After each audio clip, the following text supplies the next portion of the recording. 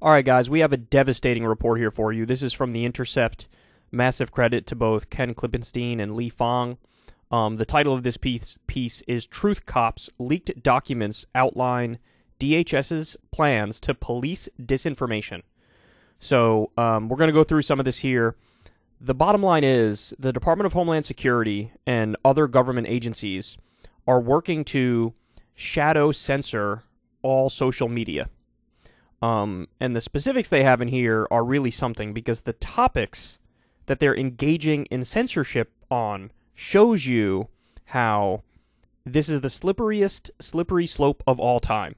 There's no such thing as a little bit of censorship, because they just keep broadening more and more, and it gets to the point where you can't even have like honest political disagreements, and anything that bucks the establishment narrative from the right or the left gets axed. So here's what they say. The Department of Homeland Security is quietly broadening its efforts to curb speech it considers dangerous. An investigation by The Intercept has found years of internal DHS memos, emails, and documents obtained via leaks and an ongoing lawsuit, as well as public documents, illustrate an expansive effort by the agency to influence tech platforms. So, they're going to explain here, I don't know how many of you guys remember this, but early on in the Biden administration, the Department of Homeland Security announced this like disinformation board to go after disinformation, misinformation, and what's called malinformation. And they ended up having to scale it back at first and then just scrap it, because there was massive pushback from the right and the left, and, you know, people who are defenders of the Constitution and the First Amendment, who, you know, correctly believe there is no such thing as a ministry of truth. Well, apparently, that was just like publicly announcing what was already going on behind the scenes and what the government has continued to do in secret. So they are policing disinformation, as this report lays out, but they're just lying and pretending that they're not doing that. And again, they'll get into more of this here in a second. The work, much of which remains unknown to the American public, came into clear view earlier this year when the DHS announced a new disinformation governance board. So here they explained exactly the thing that I just said. They continue, behind closed doors and through pressure on private platforms, the U.S. government has used its power to try to shape online discourse. According to meeting minutes and other records appended to a lawsuit filed by Missouri Attorney General Eric Schmidt, a Republican who's also running for Senate, discussions have ranged from the scale and scope of government interventions in online discourse to the mechanics of streamlining takedown requests for false or intentionally misleading information. Quote, platforms have got to get comfortable with the government. It's really interesting how hesitant they remain. Microsoft executive Matt Masterson, a former DHS official, texted Jen Easterly, a DHS director, in February. So this is how they talk about this stuff behind the scenes. They're like, I don't understand. Why are these private platforms hesitant at all? They need to listen to the government when it says, shadow ban this thing, censor this thing, algorithmically suppress that thing. In a March meeting, Laura Demlow, an FBI official, warned that the threat of subversive information on social media could undermine support for the U.S. government. Now stop and think about that. Undermine support. So the job of social media is to, like, get some raw support for the U.S. government? Who the hell decided that? Who decided that? Demlow, according to notes of the discussion attended by senior executives from Twitter and J.P. Morgan Chase, stressed that, quote, we need a media infrastructure that is held accountable. Held accountable according to who? According to you? According to the head of J.P. Morgan Chase? Quote, we do not coordinate with other entities when making content moderation decisions, and we independently evaluate content in line with the Twitter rules, a spokesperson for Twitter wrote in a statement to The Intercept. You're about to see how that is factually untrue. There's also a formalized process for government officials to directly flag content on Facebook or Instagram and request that it be throttled or suppressed through a special Facebook portal that requires a government or law enforcement email to use. At the time of writing, the content request system at Facebook.com is still live. DHS and Meta, the parent company of Facebook, did not respond to a request for comment. The FBI declined to comment. Well, what do you know? So, And remember, it was Mark Zuckerberg went on Joe Rogan's show recently and said, we got a call from the FBI that said, hey, just so you know, we're getting a lot of chatter of this big Russian disinformation dump, so be on high alert and be ready to act. And then what happened after that? We had the Hunter Biden laptop information that was leaked, and Twitter censored it, Facebook algorithmically suppressed it, and then come to find out, months later, they said it was Russian disinformation. It, of course, wasn't. It wasn't at all. So they lied. But now we know the government has a direct line, at least to Facebook and Instagram, and you're going to see also later on, they talk to Twitter as well, through email, though, not through, a direct special portal or whatever they did on Facebook. And so they get to call the shots. Now, it's sort of presented as like, you send it to Facebook if you're law enforcement, and then, they'll take a look at it. But really, it appears more to be a rubber stamp.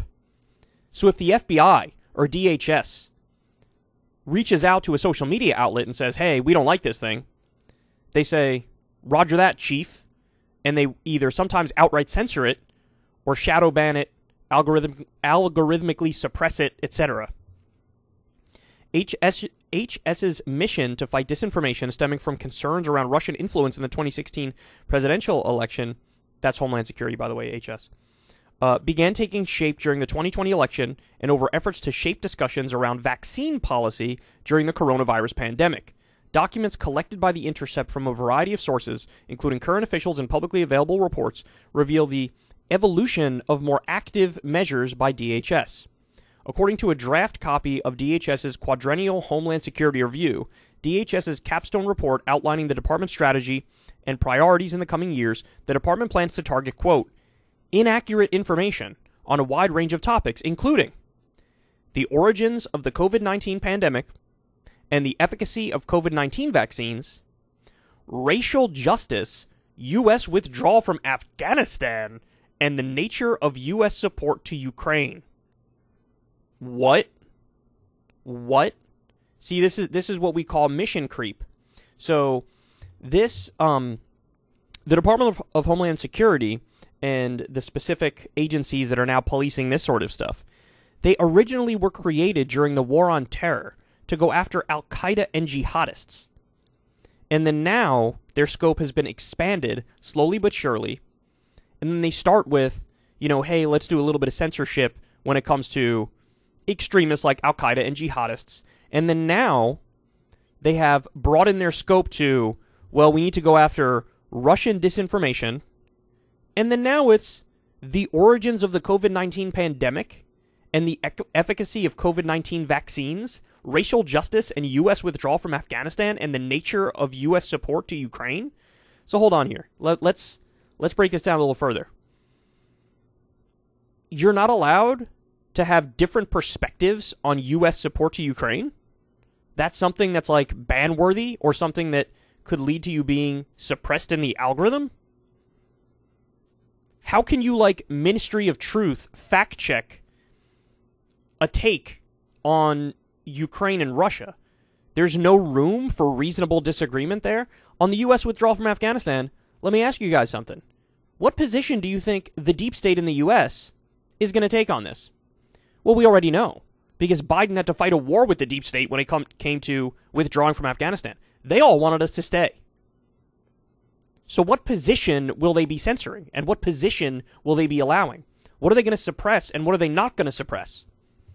And even on stuff like COVID-19 vaccines, look, there's a lot of cranks out there, like anti-vaccine crazy people who say insane things, like the vaccine is like putting a microchip in you to track you and stuff like that. So there's people who are on the fringe in that direction, but then also there were fringe opinions that it was the mainstream opinion, even by our own government agencies. Like the CDC, for example. I mean, they originally thought, oh, if you get the vaccine, it stops the virus dead. You can't even get COVID, and you certainly can't pass COVID to somebody else. That was a mainstream position when it came to the vaccine originally. And it turns out that wasn't true. Now, it was closer to true with the original variant of COVID, but it certainly wasn't 100% true, and then later on we learned that that's not true at all. Basically, at this point, what we know is the only thing the vaccine really does phenomenally well is it stops severe illness, hospitalization, and death. You can still get it. You can still get it. You can still pass it. So, what would you censor? What would you suppress? What would you allow? Because there is no, one true opinion every step of the way. Everybody was getting everything wrong in every which direction. Racial justice. There's not room for reasonable disagreement and debate on the issue of racial justice. Why should the government get involved and censor or suppress information that they personally don't agree with? The problem with this idea of a ministry of truth is that nobody ever has the total truth. Everybody has their own personal biases and opinions. This idea that they could just get involved and police discourse. Who's going to watch the watchmen? Who's going to fact check the fact checkers?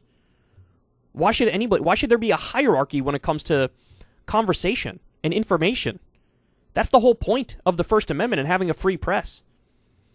And this is effectively the new town square, all these social media apps. So this is just totally psycho stuff. All right, so let me show you. I want to go read the whole article. We're not going to go through the entire thing here. It's a very, very long article.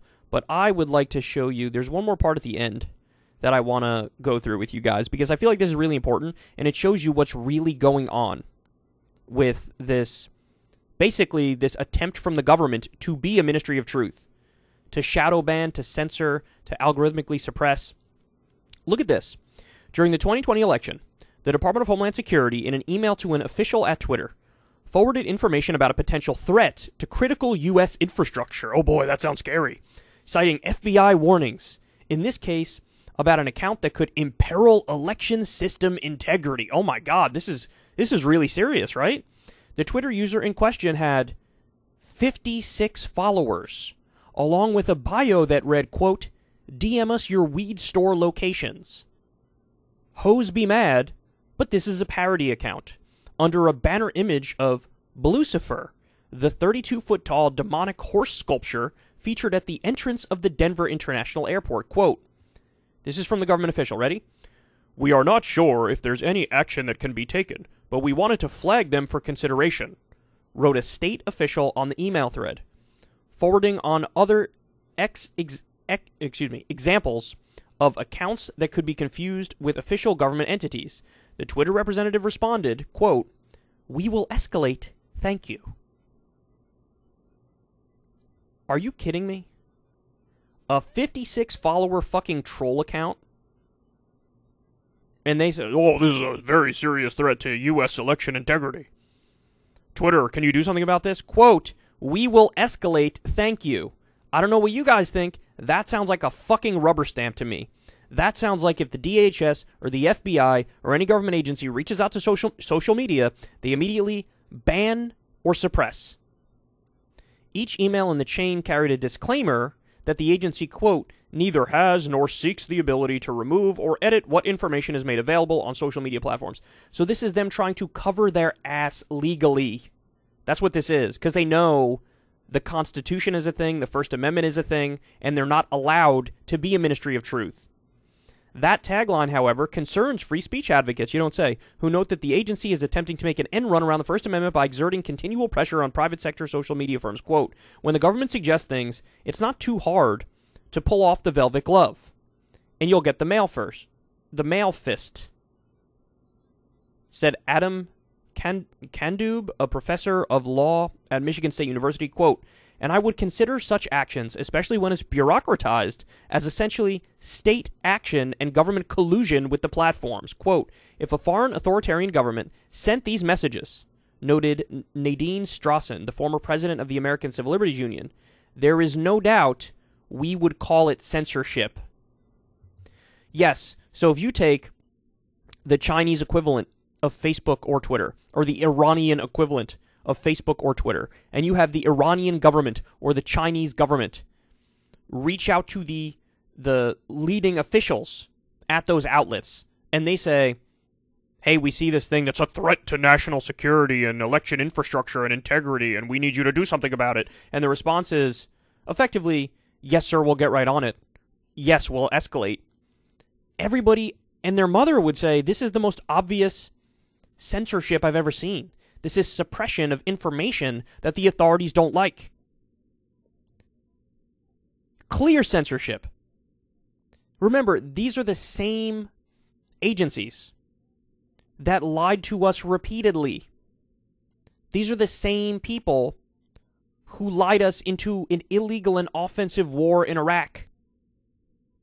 If there was, if we had this kind of social media at the time, and this kind of censorship and deplatforming, the opinion that would have been deemed not allowed is the one that was correct.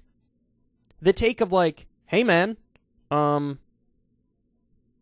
this seems like a fucked up war. I don't think Saddam has weapons of mass destruction. I don't think we should be doing this. You would be the one who was kicked off. The people who were saying, oh yes, look, here's the vial of uranium yellow cake that we have, and oh, Saddam's working on it right now, and he's a threat to the West, and we don't want the evidence to come in the form of a mushroom cloud. Those would be the people who probably weren't just allowed to say the stuff, they were boosted. This is one, I just want to be clear about this. This is one of those issues where I don't care where you fall on the political spectrum. If you're on the right, if you're on the left, if you're in the center, if you're a fucking Maoist, I don't give a fuck. We should all agree this is insane. This is not in the purview of the government. There are some things that the government can do and does do well, right? Like think of Social Security, Medicare, roads, whatever, fill in the blank, fire department, police, I wish healthcare, right? Like that's all the purview of government. It is not the purview of government to police information, to police conversation. Because again, their opinion is not by definition the correct opinion. They have oftentimes been wrong. Sometimes they're wrong on purpose to protect their own interests. So Jesus Christ, man. Massive, massive shout out to The Intercept, specifically Ken Klippenstein and Li Fang. They did phenomenal reporting here. And of course, this story is not going to be treated as the bombshell that it is in mainstream media. But it is definitely a bombshell. And they need to nip this shit in the bud. But unfortunately, look, when they announced that disinformation board at the Department of Homeland Security, the left and the right flipped out, pushed back on it. They limited the scope, and then they got rid of it, right? But again, at the same time, they publicly were like, okay, fine, we won't do this. Privately, they were actually expanding their ability to do this. And so, look, now you know. Now you know. Stuff is getting censored all the time. That story about that 56-follower account, how many times did that happen? With how many different accounts? Again, the clearest example of this was the Hunter Biden laptop story. The clearest example of it. It turns out it was accurate, it was true, it was factual. And it was axed for political reasons by the deep state, wrongly getting involved in the affairs of social media. These need to be treated as public utilities, expand the First Amendment to protect what is effectively the town square with these social media outlets, and that's the only way out of this mess. It's the only way. Because clearly being in private hands, they could privately censor it, right? Or they could fold under pressure from the government. We need to make these things public utilities ASAP, get the government out of it. Again, this is a wild fucking story, man. Wild story. It's happening way more than you think. And my guess is it's only going to get worse. So there's going to be more censorship, more deplatforming. And remember, it's going to be censorship that targets the right and the left. It's going to be censorship that targets any and all anti-establishment voices that are going with a narrative that is not the official narrative. So expect more censorship, more deplatforming, and more algorithmic suppression. It's already very, very, very widespread.